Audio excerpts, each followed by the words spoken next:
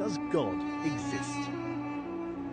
Is religion a force for good or evil? Can religion and science go hand in hand? To find some answers, I've come to Oxford, home to the oldest university in the English-speaking world and the place where I studied as an undergraduate. One of the jewels in the city's crown is the Oxford Union, the debating chamber that's witnessed such legendary orators as Winston Churchill, Benazir Bhutto and, of course, Kermit the Frog. I've come back to the Union today to sit down with the world's most famous atheist, Professor Richard Dawkins, to put faith on trial and to ask, is religion evil?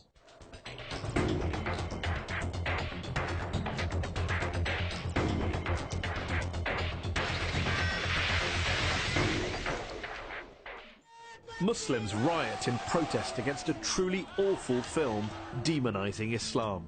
Dozens are killed. The Quran, if found guilty, can be burned. A Christian pastor in Florida tries to burn a copy of the Quran and ignites global pandemonium.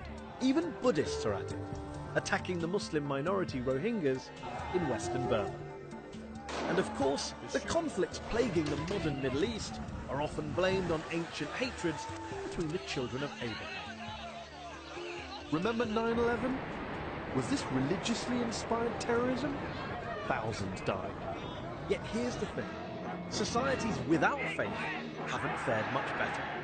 Communism banned all religions, as Joseph Stalin and Mao Zedong systematically slaughtered millions of their own countrymen. Is science any better? Since Galileo and Darwin, scientists have sought to stamp out ignorance and unravel the mysteries of the universe. But science has also poisoned the environment, unleashed killing on an industrial scale, and now threatens our entire planet. My guest today, however, stands firmly on the side of science and has provoked controversy with his attacks on religion. Ladies and gentlemen, Professor Richard Dawkins.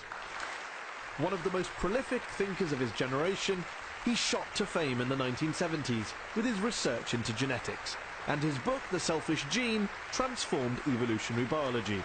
His most famous work, The God Delusion, sold millions of copies and has been translated into more than 30 languages. Richard, thanks so much for joining us here on Al Jazeera. Before we go any further, I just want to check something.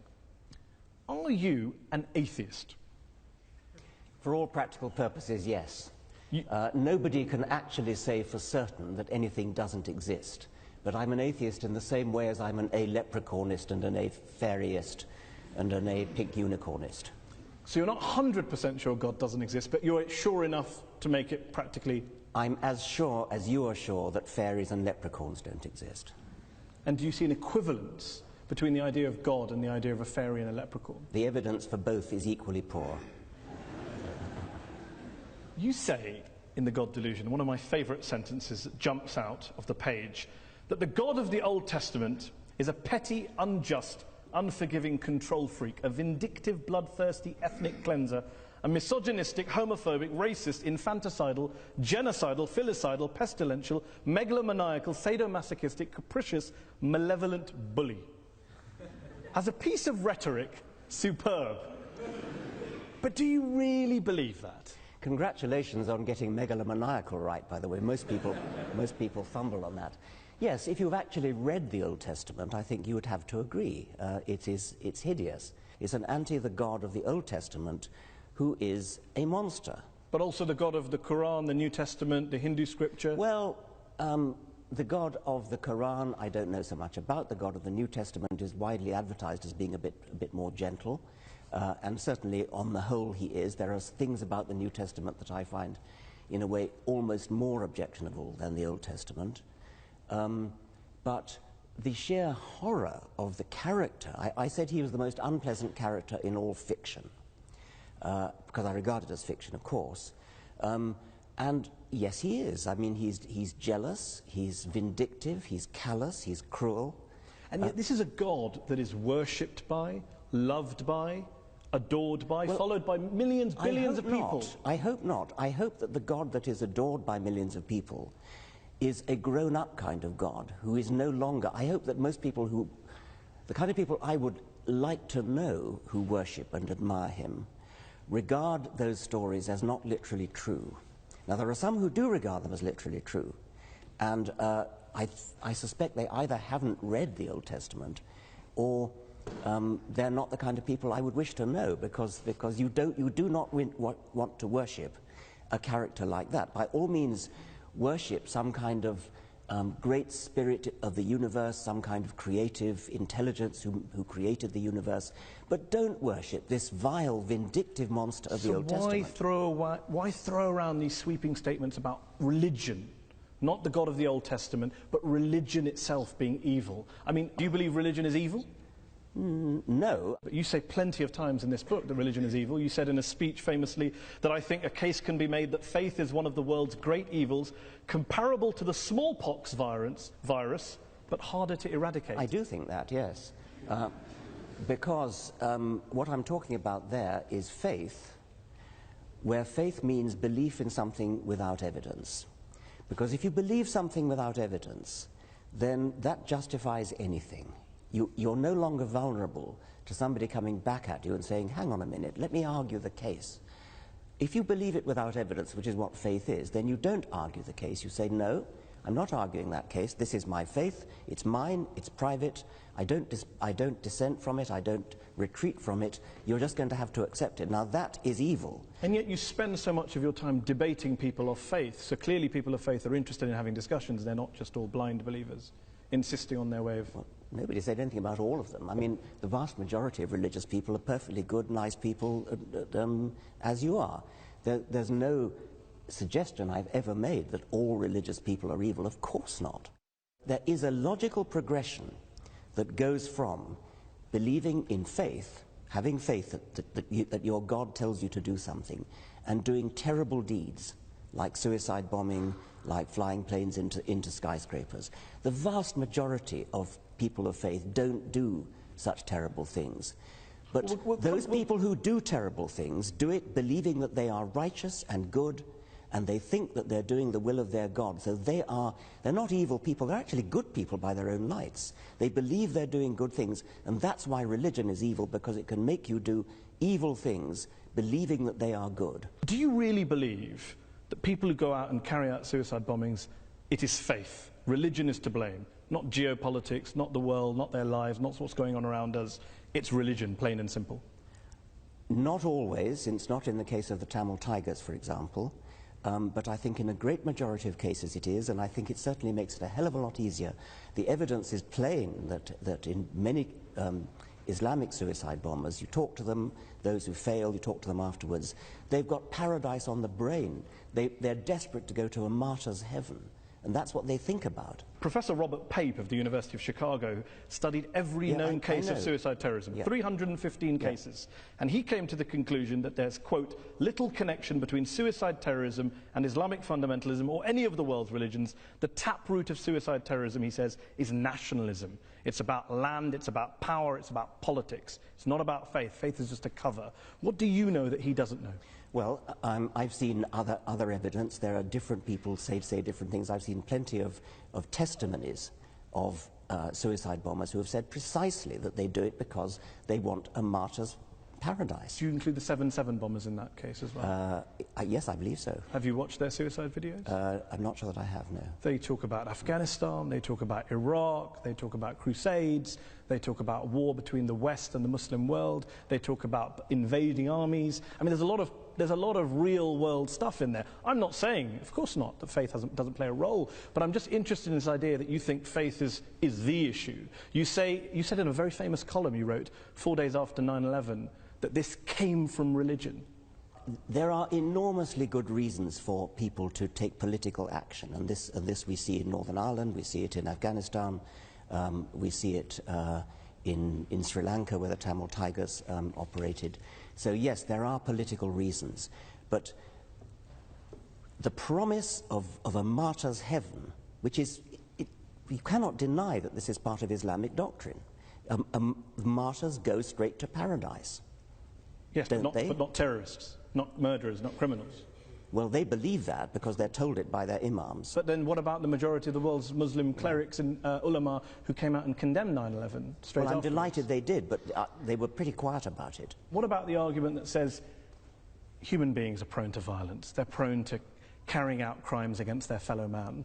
You can blame religion, you can blame politics, you can blame economics, lots of factors, lots of excuses. What I don't get is, why do you only focus on religion? For fairness, why don't you also isolate the other factors? There are lots of other factors, and I'm quite happy to say that, yes. There are lots of, I mean, if you look at the wars of history, some of them have been about religion, plenty of them have not been about religion. I never said religion is the sole cause of wars and violence. You may not have said that, but you would accept that the new atheists, people like Sam Harris, the late Christopher Hitchens, have blamed a lot of history's wars on God and religion, and you make a similar suggestion in The God Delusion. Yeah, I would blame a lot of history's wars, but the most terrible wars in history, the two major wars of the 20th century, are nothing to do with religion. You accept that point? Yeah, of course. And the Cold War and Vietnam? Yes, I would, of course, yes.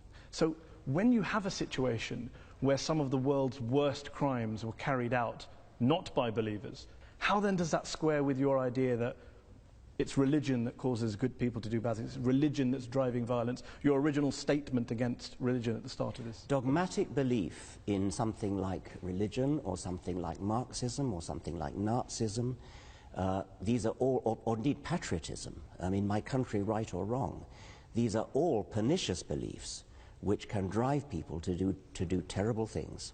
And in the Second World War, Hitlerism was driven by racism, by a sort of sub-Wagnerian pagan religion which Hitler revived. Stalin's atrocities were motivated by a dogmatic belief in Marxism. And atheism. Stalin happened to be an atheist, but he was never motivated The specifically. Soviet Union was not based on scientific rationalism, on the elimination of religion and God? Stalin persecuted the church.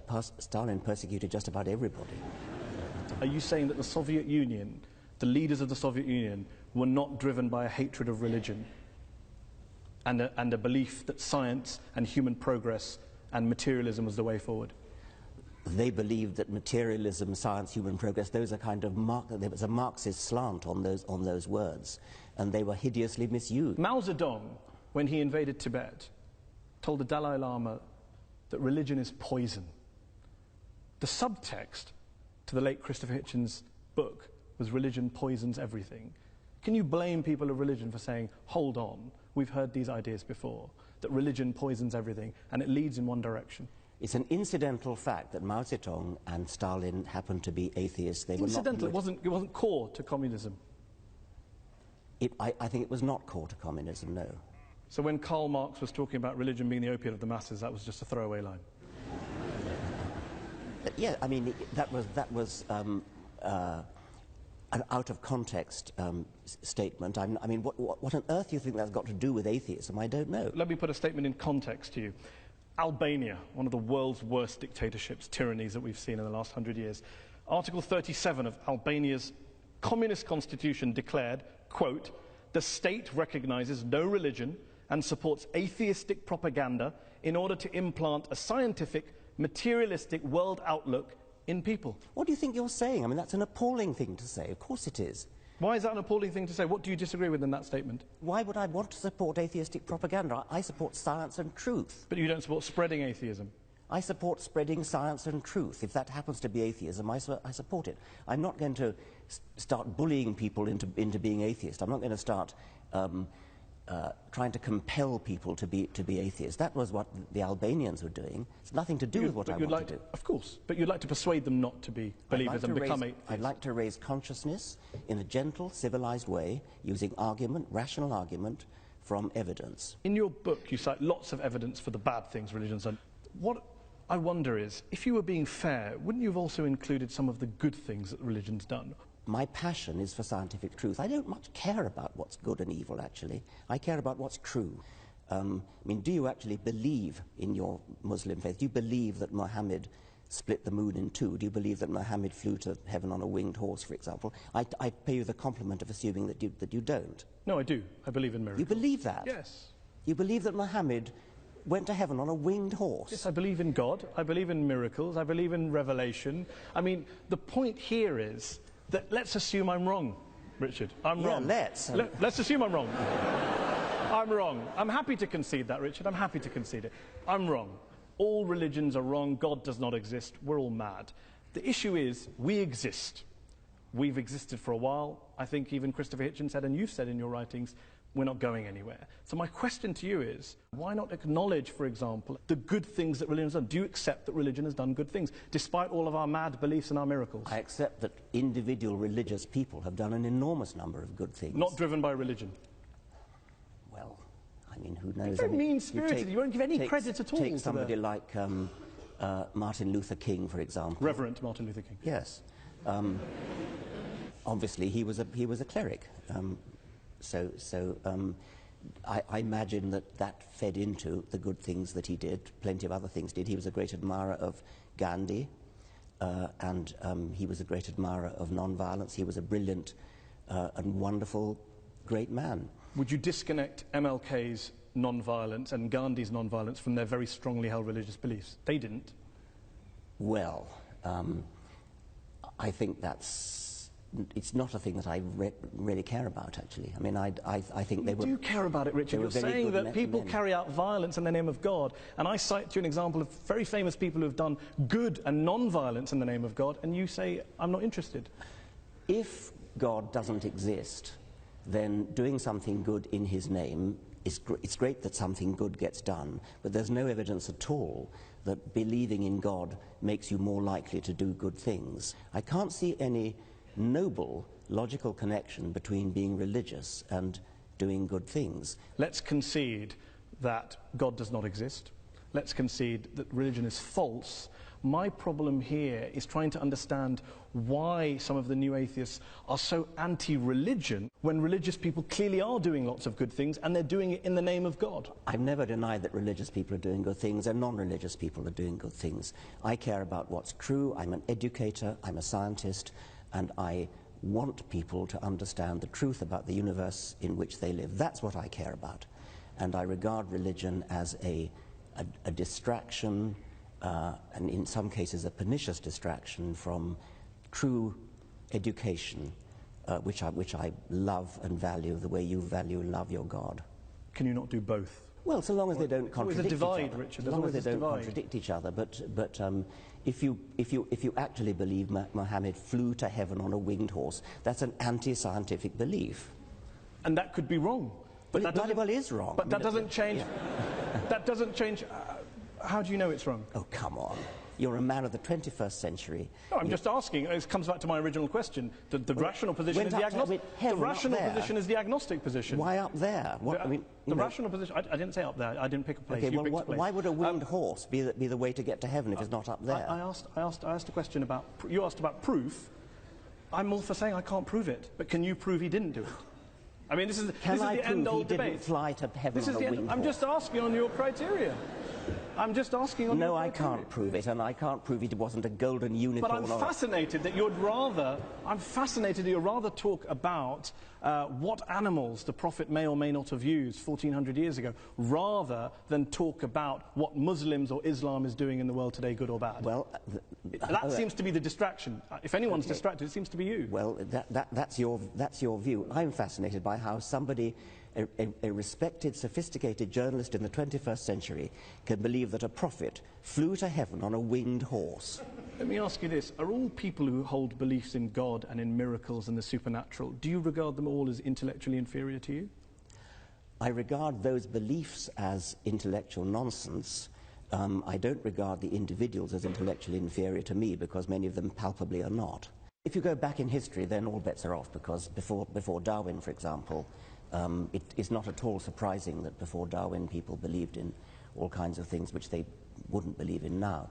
There are many people, many scientists today who say they're religious. And if you actually ask them what they believe, in many cases it turns out what they believe is in some sort of deistic God, some sort of intellectual spirit, some sort of creative intelligence that lay at the root of the universe, perhaps invented the laws of physics, something like that. I don't agree with this book, but it's an excellent book, very well argued. You're very passionate, clearly. There's one section in the book where you talk about bringing up children. Oh, yes. And you talked about education. You talk about a story when you tell a story about being in Ireland and talking about the Catholic child abuse scandal. And there's one quote on page 356, which I will read out to you. Horrible as sexual abuse no doubt was, the damage was arguably less than the long-term psychological damage inflicted by bringing the child up Catholic in the first place. You believe that being brought up as a Catholic is worse than being abused by a priest? There are shades of being abused by a priest, and I quoted the example of a woman in America who wrote to me saying that when she was 7 years old, she was sexually abused by a priest in his car, and at the same time, a friend of hers, who also 7, who was Protestant, or was of Protestant family, I should say, died. And she was told that because her friend was Protestant, she had gone to hell and would be roasting in hell forever.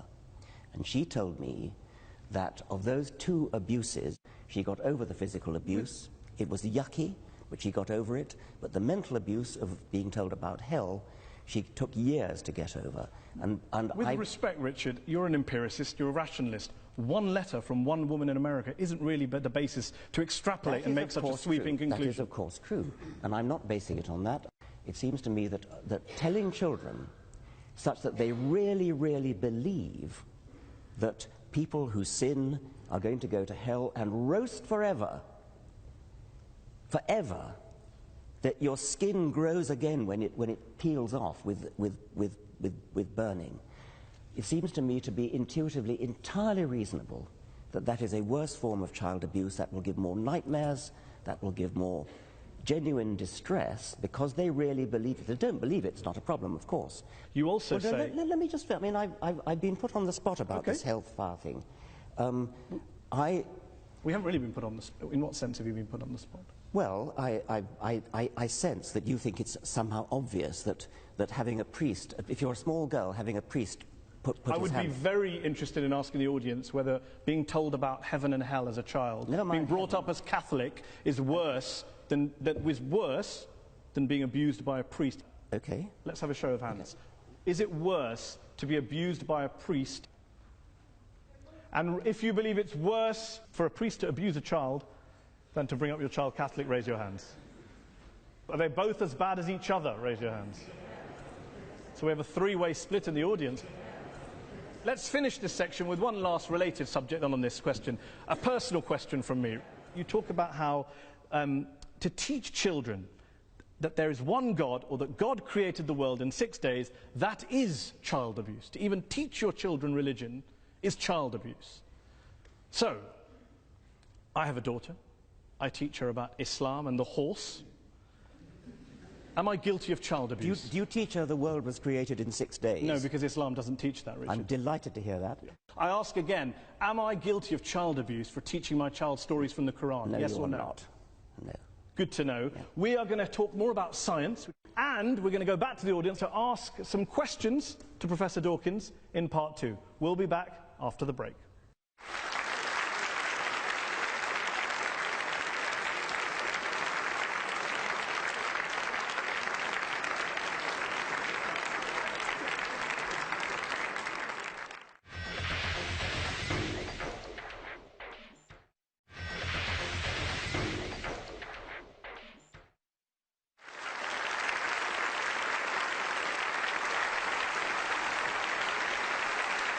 Welcome back.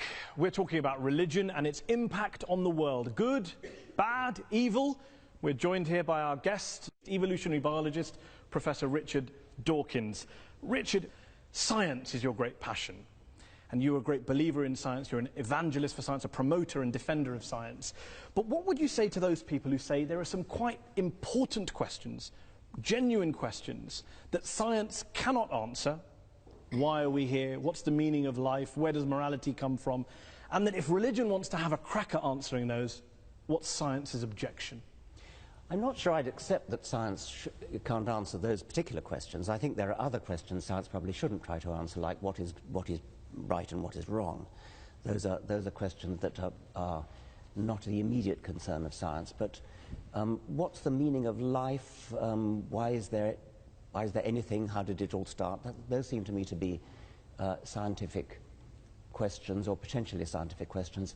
If there are some questions of that sort that science can never answer, then we should at least keep trying to answer them. And if science can't answer them, religion having a crack at answering them, if there's no reason to think that religion has any basis for an answer, then why would religion have a crack? Why would you bother to listen to religion having a crack at answering them? I mean, one thing I would say is there may be questions that science can't answer, like the origin of everything. But if science can't answer them, then religion certainly can't, and nothing else can either. Why? Why is it it's either science or nothing? Well, yes, because science is the method of getting at what's true. I mean, if you take something like how did the universe begin, which is a very baffling, deep question. How did life begin? Another baffling, deep question. Both those questions are unanswered. The best methods we have of approaching those are the methods of science, because these are the methods that look at evidence, that evaluate evidence in all sorts of sophisticated ways. What has religion got to do with that, other than just looking at the writings of somebody who wrote a few centuries ago? I mean, why would you bother to read those writings? So the great philosophers and theologians in history who have grappled with these big questions and thought about spiritual issues, moral issues, the transcendent, they're all wasting their time? Yes, they're wasting their time. What about, why does my life have meaning? What's its worth? Well, where does my dignity come from? Your meaning and your dignity are up to you, and mine are up to me, and these are not questions that science would attempt to answer. Each person finds their own meaning in their own life, and good luck to them. And what's wrong with religion offering moral certainties if, as you say, science can't answer moral questions? Science can't offer moral certainty, but I don't see that religion can either. You don't think that the religious values we have today, the moral codes we live by today, were originally derived from Judeo-Christian values, Islamic values, Hindu values? Not really, no. I mean, things like the Golden Rule, things like treat others as you would wish to be treated yourself. These are ancient values which crop up all over the world. They've been adopted by many religions. You can find justifications for them in moral philosophy. You can find justifications for them in evolutionary biology, which is my own subject. I don't seriously think you're going to base your morality on religion, because if you do, then you've got to say, well, do I base it on Scripture? I hope you don't base it on Scripture, because if you do, then you're going to have some pretty horrible values unless you deliberately cut out those parts of Scripture which are unacceptable to modern morality. Do you believe science is omnipotent, that it can answer all questions? I've already said no. I've already said it can't answer moral questions. But questions about the real world, questions about reality, questions about the origins of things, why life is the way it is, why the world is the way it is, why the universe is the way it is, yes, science is the way to answer that. Some of your critics have argued that you are willing to hold religion up to a very, put it under the microscope, hold it to account, scrutinize it, criticize it. You don't do the same to science or scientists or some of the bad things that have come out of science. Well, bad things that come out of science, if by that you mean horrible weapons. Nuclear weapons, yes, gas chambers, nuclear eugenics. Weapons, yeah. These are terrible things which are technology that arises out of science, and it's certainly true that if you want to do terrible things with technology, with terrible weapons, for example, science is the best way to do it, because science is the best way to do anything. And even bad things. Even bad things. I mean, that's right. If you want to develop a terrible weapon, you're not going to do it in any other way than by science. The trick is not to want to develop a terrible weapon, and that's a political decision. And you do not see science and religion as occupying two different compartments that can live side by side. They are in conflict with one another. Insofar as religion attempts to talk about reality and has an alternative vision of reality, I think they are incompatible, yes. Despite the fact, as we discussed earlier, many of our leading scientists are believers? I think it's baffling. I mean, what they in practice do is they leave their religion at the door when they go into the lab. and so they get on with their science. They say they don't. Well, I know they do, but, well, okay. Isn't it because religion answers all sorts of human needs and spiritual urges which science never can? Isn't that the real issue that you can't get away from? Religion may answer human needs. I mean, for example, if you're terrified of dying, religion may answer the need for comfort and consolation. Or if you miss a loved one who's died and you hope to see them one day in heaven, then religion answers a need. It doesn't make it true. And one last thing, and then we'll go to the audience. What do you say to those people who say, you talk a great deal about the power of science, the truth of science. You have people like Sam Harris who say morality can be determined by science. You have quite charismatic, forceful people going around the world proselytizing on behalf of science, that science is actually the new religion that you guys are pitching. I wouldn't say it's a new religion. I mean, it certainly does some of the things that religion traditionally has tried to do, like to answer the deep questions of existence. And it does that, and it does it successfully in a way that religion never has. But it isn't a religion because it's not based upon any holy books, it's not based upon faith, it's not based upon revelation, it's not based upon tradition, it's based upon evidence, and there's a huge difference. And anything that we do not have evidence for that's not scientifically testable, you would dismiss? Well, scientifically testable is putting the bar rather highly, but I do think that evidence is the only good reason to believe anything, yes. So love, beauty, aesthetics, metaphysics? No, I mean, those are obviously important questions, and if you ask some question like, how do you know that your wife loves you? It's from evidence. I mean, it's not scientifically testable evidence, but it's evidence. It's little looks in the eye, it's little catches in the voice. I mean, that is evidence. That's not just internal revelation. Okay, let's open it up to the audience. We've been talking about God, evil, war, terrorism, bringing up your children, living a good life, religion and happiness, science versus religion. Who would like to answer the first question? Yes, you? If the Almighty God appears suddenly on the cloud or on the earth or part of the universe, what is your reaction? Are you going to believe or are you going to go against him? What would it take for you to believe in God, not just miracles? Yeah, I mean, popping his head through the clouds. Yeah, that's the thing I've worried about a lot. Obviously, it would do wonders for the book. The reason I worry about it is that obviously, as a scientist, I'm committed to the view that I would change my mind if evidence came along. And so it's a very important question. What would that evidence look like? And I've talked about it with my colleagues a great deal. I used to think, yes, if there was a great deep Paul Robeson voice coming out of the clouds saying, I exist, then yes, obviously I would believe it. But have you ever seen a really, really good conjuring trick? There are things that I've seen done that it seems to me to be, God, that's got to be a miracle. And yet you know it's not. And so there is a real problem there that we are easily fooled. Let's take another question from gentleman here. Very interesting guy. I was extremely amused when you described faith as sort of brooking no argument. This university, of course, began with the study of theology.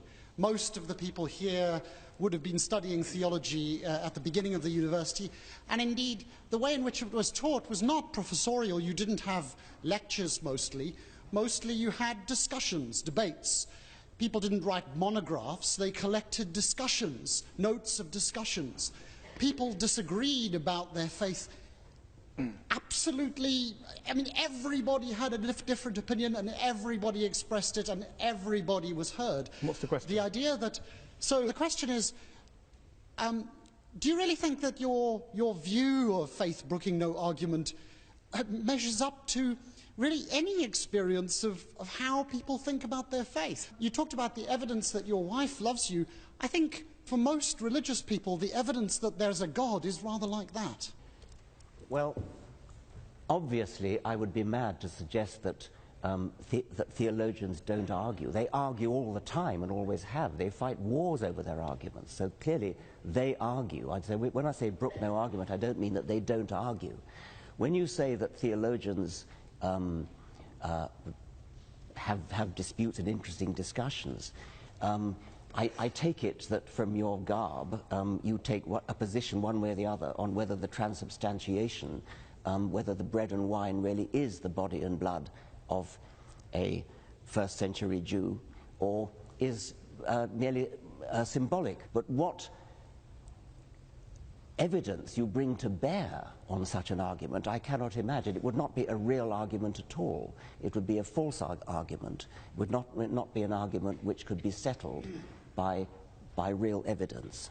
Just deal with the point about the evidence level when you refer to love of your wife. When you say that your wife loves you, and you're getting evidence from looks in the eye and catches in the voice was the phrase that I actually used, and the questioner said that's the way religious people feel about God. Yes, they feel that about God, but there's no evidence that they're getting any cues at all. I mean, their God is an imaginary God inside themselves. They feel that they're getting little looks from the eyes of God and sounds from the voice of God, but why should we believe them since we can't see or hear any evidence to that effect? Let's take another question. Gentleman here in the second row. With regards to religion, you've given an example where the Islamic faith and the Muslims basically they wrap themselves up in bombs because that's what they believe is an Islamic faith. But I disagree with you because there are more than 1 billion Muslims living in the world today who actually believe in the Quran and the Scripture, which you said if everybody started believing in the Scripture, then that would be horrible. But I disagree with you because more than 1 billion people, 1 billion Muslims believe that if you kill one innocent person, it's as you've killed the entire humanity. So today humanity is about 7 billion people. So more than 1 billion Muslims do not strap themselves up and actually go and commit suicides. The problem with many scriptures, and I think the Quran is no exception, is that you can find a verse that says so-and-so and you find another verse that says the opposite, and so you have to pick and choose. I mean, is it not the case, for example... You always choose the bad ones. Well, no, I mean, I'm suggesting that you shouldn't be in a position of having to choose. I mean, you shouldn't base your life on a holy book which has contradictory verses, where you can choose one verse when you want to make one point and another verse when you want to make another point. I mean, isn't it the case that the penalty for apostasy is death? You can't take these things and just hold... I could hold up an example of, we mentioned earlier, Sam Harris has said there are some views that are so irrational, people should be put to death for them. Should I hold all atheists to him? Of course I won't hold him to all atheists to that Let me put it to you. I mean, is the penalty for apostasy death? No. Good, I'm delighted to hear that. Why didn't... And the Quran doesn't say it is. Well, then... Some Islamic scholars do. Okay. But that's debate and discussion. There's arguments going on. Things take place over centuries. Okay. Well, let's have an atheist make a point and join the debate. Lady there's waving her hand. Actually, in the Quran, mankind refers only to Muslims and excludes infidels, which is all the rest of us. So that's a small point. But really my question to Professor Dawkins is how does he feel about the encroachment of all religions, extremists, evangelists, Christians, and a lot of Muslims into the politics and everyday life? And how does he feel about a religion trying to influence politics and public, How do you feel about religion influencing politics and public life? People should be free to speak their minds. I mean, I'm a great believer in free speech, and so members of parliament should speak their minds, and if their minds are influenced by their religion, then that's fine. What I would object to, I think, is the view that somehow religion has a privileged right to speak because it's religion. And I think you probably agree with that as well. If you stand up in Parliament and make an excellent speech in favour of something which religion has a view on, like abortion, say, if you make your points well and win the vote by making your points well, that's fine. But what you shouldn't be allowed to get away with is saying, because it's religion, therefore, this is what we should do. Lady there in the headscarf. As a social scientist, the model of the rational actor is somewhat discredited. We don't look at all actors at all times as acting rationally. In fact, we assume that they don't. But that was the prelude to my question. My question was really, would you accept that it's not so much religion that causes conflict, but sincere commitment to some belief that you think is morally important? And in that sense, do we get rid of morality? Well, I think I partly said that when I said that in the great wars of the 20th century, these were driven by non-religious motivations, but they were driven by my country, right or wrong kind of patriotism. That's a little bit different from morality we're talking about. At least it's not religious. I was interested in what you said in your preamble when you said that I take it you're a social scientist, and you're no doubt right to suggest that since social scientists are studying the human animal, you notice that people actually don't behave rationally. Well, unfortunately, that's true. But that doesn't mean we shouldn't behave rationally just because people don't. Let's take a question from an atheist or an agnostic. Gentleman there in the black jacket there, 3 rows down in the middle. I think when I read your book, which I thought also was excellent, it became very apparent to me that evolution, nature, has given the human species some very, very powerful survival instincts. We're aggressive, men want to spread their genes, we want to gather as much resources together as we can to help our genes continue and survive. And as a result of that, there's been a lot of very, very dark episodes in our history. The Roman Empire, which was terribly oppressive, hedonistic, the Vikings who stole, raped, pillaged, the Persians, so on and so forth.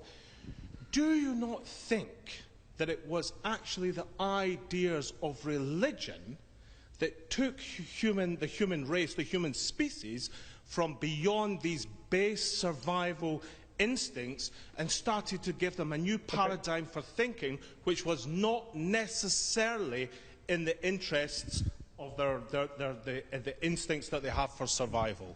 It's perfectly true that a sort of selfish gene view of life, which is what I've mostly written about, is a very unpleasant view of life. And if you followed the creed of the selfish gene literally and actually lived your life according to it, it would be a very unpleasant world in which to live. It would be a sort of Thatcherite world. I mean, I've often said that while I'm a passionate Darwinian when it comes to explaining the way life is, I'm a passionate anti-Darwinian when it comes to organizing our lives. Would the world be a better place if religion disappeared tomorrow? Yes. Despite all the good things we discussed, you recognise?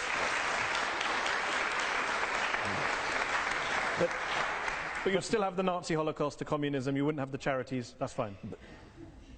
You would have the charities, but I mean, it's only your assumption. But I want to finish because the question actually challenged me by saying that it was religion that helped us to escape from the unpleasantness of the selfish gene. I don't actually think that is true. I think that we have escaped by a long and slow process of civilization in which religion no doubt played a part. If you look historically over the very long time span of history, we're getting better, we're getting nicer, we're getting more charitable, we're getting kinder, getting less cruel. I wouldn't give religion the credit for that. I think I would give a much more complicated mixture of civilizing processes the credit for it, and religion is probably a part of that. Okay, let's take one last question. Gentleman there in the blue jumper. We're going to have to make this the last question. Professor Dawkins, as an atheist, is it not the case that you either believe in the universe just popping into existence without a cause, which is worse than hocus pocus, or in this thing called the multiverse, which has as much independent empirical evidence as Hades controlling the underworld? Right. The phraseology you use is somewhat biased, somewhat slanted. The universe popping into existence out of nothing, the multiverse theory is used in this context to explain the fact that some physicists believe that the physical constants are too finely adjusted. It's as though it's a put-up job. It looks as though the physical constants are so finely adjusted that if you change any one of them, then the universe would collapse. And I started to say that. Yes. Now, the multiverse hypothesis is a kind of Darwinian way of solving that problem. It says there are billions and billions of universes, all of which have different settings of their fundamental constants. A tiny minority of those billions and billions of universes have their constants set in such a way as to give rise to a universe which lasts long enough to give rise to galaxies, stars, planets, chemistry, and hence the process of evolution. But do you understand, it does make me chuckle that you mock me for believing in a prophet that flies into a heaven, but you believe in lots and lots of universes that you can't show me, prove to me, test to me in a lab, as a basis of getting out of believing in a God and a prophet. I'm astonished that you should compare the two.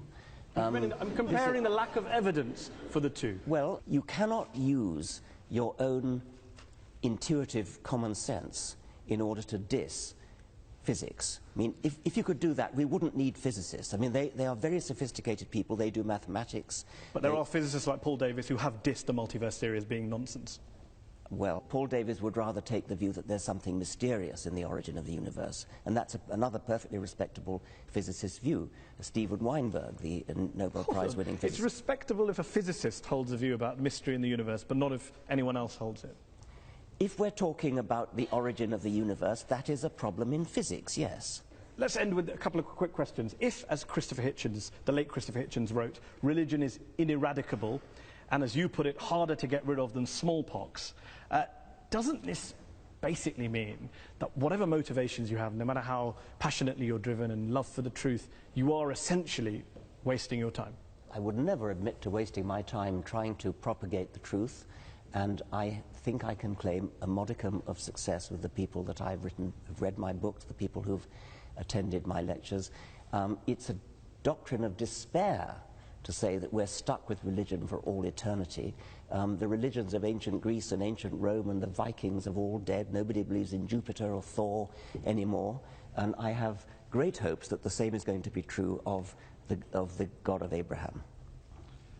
And one last thing, there's a new book out from one of this country's well-known philosophers called Religion for Atheists, which makes the case that no matter how false religion is, no matter how imaginary God may be, there are some lessons, there are some institutions, there are some values that atheists could usefully borrow. I've heard that argument put. I've heard people say that humans do need some sort of rituals, and they need some sort of gathering places, meeting places. I can sort of see that. It's not a thing that interests me very much. I don't feel any great need for ritual. I don't feel any great need to fill the alleged vacuum that will be left when religion goes. I think there's plenty to fill it already. It's been a fantastic discussion. It's a pleasure to have had you here on Al Jazeera. Thank you all to the audience here in the Oxford Union Chamber, and thanks to you all at home for watching. Goodbye, and dare I say, God bless.